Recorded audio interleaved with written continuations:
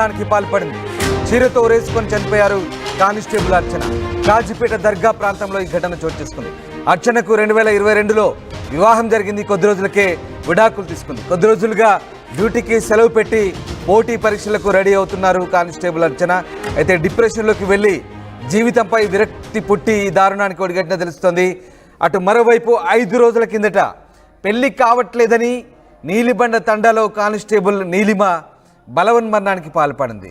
దీంతో వరంగల్ జిల్లాలో ఓవైపు పెళ్లి కాలేదనే మనస్తాపంతో ఓ మహిళా కానిస్టేబుల్, మరోవైపు పెళ్లి చేసుకొని భర్తకు దూరంగా ఉంటున్న మరో మహిళా కానిస్టేబుల్, ఇలా భిన్న నేపథ్యాల్లో ఇద్దరు మహిళా కానిస్టేబుళ్లు బలవన్మరణానికి పాల్పడడంతో వరంగల్ జిల్లాలో కలకలం రేగుతోంది.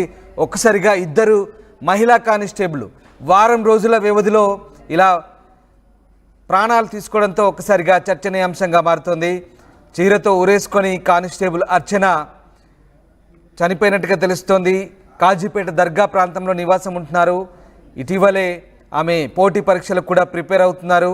ఆమె భర్తతో దూరంగా ఉంటున్నారు. విడాకులు తీసుకొని ఒంటరితనంతో డిప్రెషన్లోకి వెళ్ళినట్టుగా తెలుస్తుంది. ఈ నేపథ్యంలో ఆమె బలవన్మరణానికి పాల్పడ్డట్టుగా తెలుస్తోంది.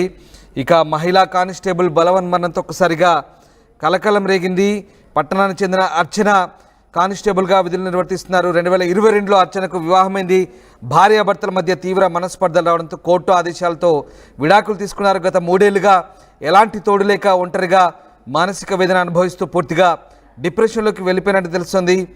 ఈ క్రమంలోనే శుక్రవారం రాత్రి ఇంట్లో ఎవరు లేని సమయంలో చీరతో ఉరేసుకొని బలవన్మరణానికి పాల్పడింది. కుటుంబ సభ్యుల సమాచారంతో ఘటనా స్థలానికి చేరుకున్న పోలీసులు కేసు నమోదు చేసుకొని దర్యాప్తు చేస్తున్నారు.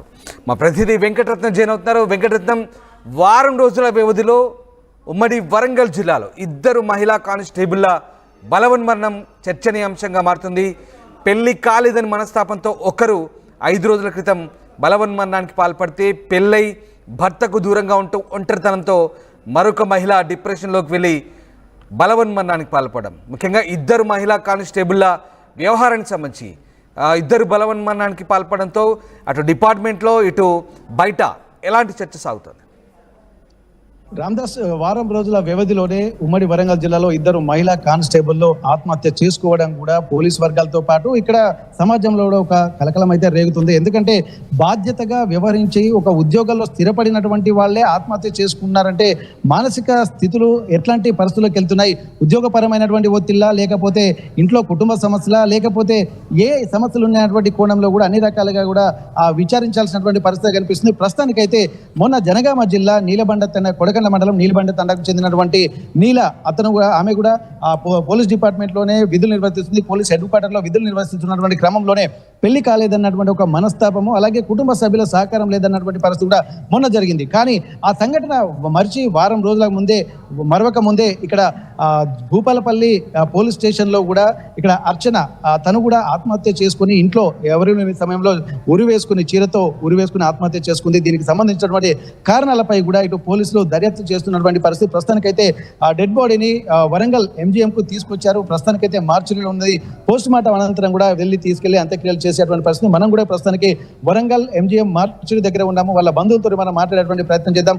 ఎందుకంటే వాళ్ళ కుటుంబ సభ్యులు కూడా చాలా తీవ్రమైన బాధతో ఉన్నారు. ఎందుకంటే ఉన్న ఇద్దరు కూతుళ్లను ఎంతో కష్టపడి చదివిపించి ప్రయోజకుల్ని చేశారు. ఒక చిన్న కూతురు బ్యాంక్ ఎంప్లాయీస్ గా ఉన్నత స్థానంలో తను స్థిరపడింది. పెద్ద కూతురు కూడా ఈ కానిస్టేబుల్ ఉద్యోగం వదిలిపెట్టి ఉన్నతమైనటువంటి డిపార్ట్మెంటల్ టెస్ట్, అలాగే ఉన్నతమైనటువంటి వృత్తిలోకి వెళ్ళాలన్న లక్ష్యంతో ఇక్కడ డిపార్ట్మెంట్ లో కూడా లాంగ్ లీవ్ పెట్టి తను హయ్యర్ స్టడీస్ కూడా ప్రిపేర్ అవుతూ ఉన్నత ఉద్యోగానికి కూడా ప్రిపేర్ అవుతున్నటువంటి పరిస్థితి.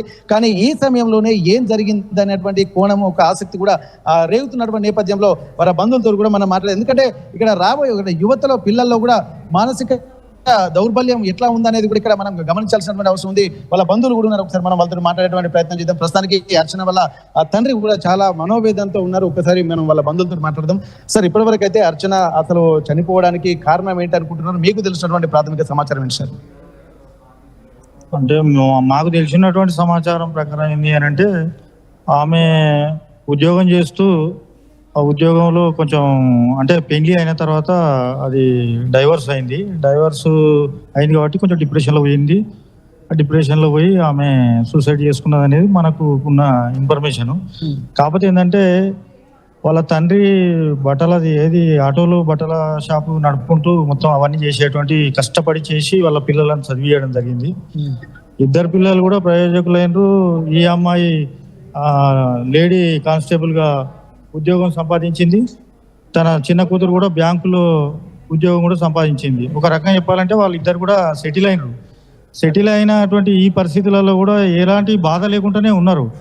కానీ ఈమె సూసైడ్ చేసుకునేటువంటి పరిస్థితి ఎందుకు వచ్చింది అని అంటే, చుట్టూన్నటువంటి సమాజం కూడా ఒక రకంగా చెప్పాలంటే వీళ్ళకు చుట్టూన్నటువంటి వాళ్ళది రిలేషన్షిప్ తెలియకపోవడం, ఒక రకంగా చుట్టూన్నటువంటి వాళ్ళు ఎవరు ఏంది అనేది మనకు కింది స్థాయి నుంచే నేర్చుకోకపోవడం, ఇటు మన స్కూళ్ళల్లో కూడా ముఖ్యంగా స్కూళ్ళు కానీ కాలేజీలలో కానీ అసలు ఎట్లా ఉండాలి, ఏ రకంగా ఒక సమస్యను మనం ఏ రకంగా ఎదుర్కోవాలనేటువంటిది పిల్లల స్థాయి నుంచే మనం నేర్పాల్సినటువంటి అవసరం ఉన్నది.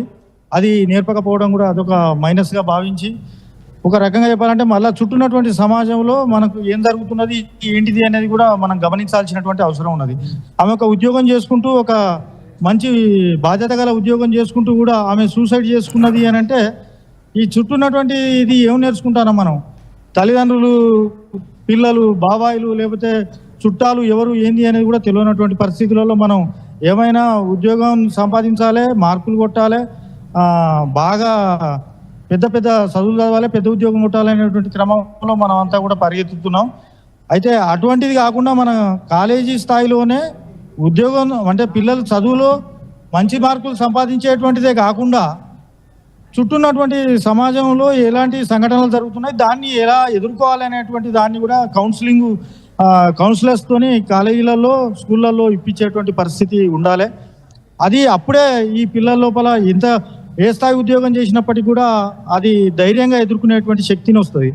అది లేకుండా ఏ చిన్న సమస్య జరగగానే చనిపోవడమే పరిష్కారంగా భావించేటువంటి పరిస్థితి ఏర్పడుతుంది. ఓకే, ఇక్కడ మనం వాళ్ళ తండ్రితో మాట్లాడే ప్రయత్నం చేద్దాం. ఎందుకంటే తను ఇప్పటికే తన అల్లరి ముద్దుగా పెంచుకున్నటువంటి ఆ కూతురు కూడా చనిపోవడంతో పుట్టడి దుఃఖంలో ఉన్నారు. వాళ్ళ బంధువులతోటి మనం మాట్లాడుతున్నప్పుడు వాళ్ళు కూడా కొంత ఇబ్బందికర పరిస్థితులను దృష్టిలో పెట్టుకొని కూడా వెళ్తున్నటువంటి పరిస్థితి. కానీ ఇక్కడ వాళ్ళ తండ్రితో మనం మాట్లాడేటువంటి ప్రయత్నించున్నాం. ఎందుకంటే తను ప్రయోజకులను చేశారు పిల్లల్ని కూడా. కానీ ఒక ప్రయోజకులైనటువంటి ఆ డిపార్ట్మెంట్ లో ఉండి తను కూడా తనకు ఉద్ధరిస్తారు, ఒక ధైర్యం చెప్తారు అన్నటువంటి పరిస్థితి. కానీ తనే ఆత్మహత్య చేసుకోవడానికి కూడా తీవ్రంగా పరిగణిస్తున్నారు వాళ్ళ నాన్నగారు మంత్రి కుమారస్వామి గారిని. ఒకసారి సార్, ఇప్పటివరకు ఏంటంటే మీ కూతుర్లను మంచిగా చదివించారు, ఇద్దరు మంచి ప్రొఫెషన్ లోనే సెట్ అయిపోయినటువంటి పరిస్థితి. అందులో పోలీస్ డిపార్ట్మెంట్ అనేసరికి ఆ విల్ పవర్ కూడా ఉంటుంది. మాకు తెలిసినటువంటి సమాచారం కూడా తను కూడా కౌన్సిల్ ఇచ్చి చాలా మందికి ఎంతో న్యాయ సలహా కూడా ఇచ్చినట్టు, పోలీసులు వచ్చినటువంటి వాళ్ళకు స్టేషన్కి వచ్చిన ధైర్యం కూడా చెప్పినటువంటి పరిస్థితి కనిపించినట్టు అనుకోవచ్చు. ఎట్లా అనిపిస్తారు అసలు మీరు ఇది ప్రధాన కారణం ఏమనుకుంటున్నారు? ఆమెకు డైవర్స్ అయిన కానీ కొద్దిగా మానసికంగా బాధతోనే ఉంది. అయినా మేము సంబంధాలను చూస్తాను. అంటే తను అంటే డైవర్స్ అయిపోయిన తర్వాత కూడా లాంగ్ లీవ్ పెట్టి నేను ఇంత మంచిగా ఉన్నదానికి నాకు ఇట్లా జరిగే అనేది చాలా బాధ ఉంది. మళ్ళీ ఈ డిస్టర్బ్ అయినప్పుడే అప్పుడు పోస్టులు పడ్డాయి, అది కొట్టలేకపోయింది. అది కొడితే కొంతవరకు మంచిగానే ఉండు. ఆ జాబులు రాలే, ఇప్పుడు మళ్ళీ పడతాయి, ఇప్పుడు మళ్ళీ జాబులు పడతాయి, ఇప్పుడు ఎస్ఐ పడతాయి, ఈ గ్రూప్ 1, గ్రూప్ 2, గ్రూప్ 3 పడతాయి. అది ఏదైనా ఒకటి కొట్టాలనే ఉద్దేశంతో. అవును సార్, మీరు కొట్టాలనే ఉద్దేశంతో వెళ్తున్నప్పుడు, ఇంకా హైయర్ స్టడీస్కి వెళ్తున్నప్పుడు కాన్సన్ట్రేషన్ స్టడీస్ మీద పెట్టాల్సినటువంటి అవసరం ఉంటుంది. కానీ ఆత్మహత్య వైపు ఎందుకు మళ్ళీ అనుకోవచ్చు? ఇది కూడా బాధ ఉన్నది. ముఖ్యంగా నాకు డిస్టర్బ్ జరిగిందనే బాధ ఎక్కువ ఉంది.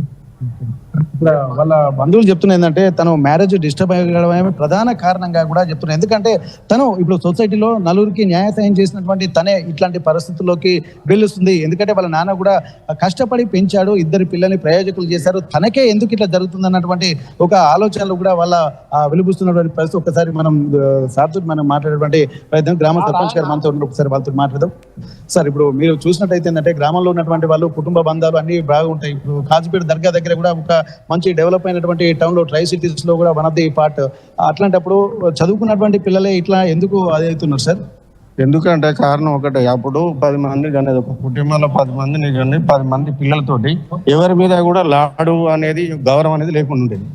వాళ్ళని ఎట్లా బతితే వాళ్ళ ఇష్టం కనంగానే వదిలిపెట్టినా అప్పుడు వాళ్ళ మీద స్ట్రెస్ తీసుకోవడం కానీ, వాళ్ళని వదిలిపెట్టి వాళ్ళ బతుకు వాళ్ళు బతుకుతారనే ఉద్దేశంగా వదిలిపెట్టే తల్లిదండ్రులు ఇప్పుడు ఒకరిద్దరు కాగానే వారి మీద ప్రేమ అభిప్రాయాలు బాగా పెంచుకొని వారికి బాధ్యత తెలియకుండా, బయట సమాజం తెలియకుండా పెంచడమే అదొక మైనస్ గా మనం భావించాల్సిందే చూస్తాను. అంతే తప్ప అదే ఒకటి బాగా కారణం. ఇద్దరు బాబాలు ఇద్దరు, ఒక బాబు ఒక బాబు ఉంటాడు, లేకపోతే ఇద్దరు ఉంటారు. వాళ్ళిద్దరిని ఏం తప్పు చేసినా మందలించకుండా, ఏం చేసినా మనం వాళ్ళకు గౌరవంగా పెంచడం వల్ల వారికి బయటకు వెళ్ళిన తర్వాత ఏమాత్రం కొద్ది బాధ్యతలు పెరిగినా ఏమైనా కష్టాలు వచ్చినా తట్టుకోలేక ఇటువంటి సూసైడ్కి పాల్పడతారని అనుకుంటాను. ఇక్కడ అందరూ దాదాపు చెప్తున్నది ఏంటంటే పిల్లల్లో ఒక మానసిక దౌర్బల్యమే ఇక్కడ ప్రధాన కారణంగా చెప్పుకోవచ్చు. ఎందుకంటే వాళ్ళ తండ్రిని బెస్ట్ ఎగ్జాంపుల్ చేసుకోవచ్చు.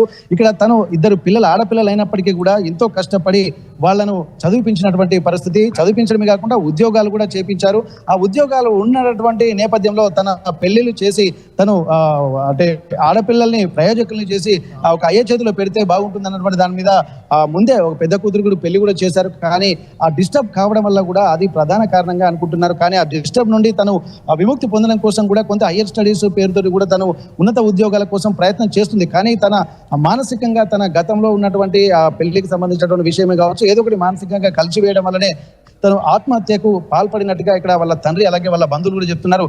కానీ ఇప్పుడు రాబోయే రోజుల్లో మాత్రం ఆ ఎడ్యుకేషన్ సిస్టంలో కూడా మానసిక దౌర్బల్యాన్ని అధిగమించే విధంగా కూడా ఉండాల్సి ఉంది. ఎంతసేపు ఉద్యోగాలు అలాగే చదువుల పేరుతోటే పిల్లల్లో ఒక న్యాచురల్ ఆలోచనలు కూడా ప్రతిబంధకంగా మారుతున్నాయి. అట్లాంటి వాతావరణం లేకపోవడం, అలాగే బంధాలు బంధుత్వాలు అనేది లేకపోవడము, ఇండివిజువాలిటీ పెరిగిపోవడము, సమస్యలు వస్తే నాకు ఎవరు లేరు, నేను ఒక్కదాన్నే ఉన్నా అన్నటువంటి ఒక భావనకు లోనైపోయి ఇన్ఫీరియారిటీగా ఫీల్ అవ్వడము, ఇక తను లేకపోతే సమస్యలు ఉన్నాయన్నటువంటి ఫైనల్ డెస్టినీ మాత్రం ఆత్మహత్యనే వాళ్ళకి కనిపిస్తుంది.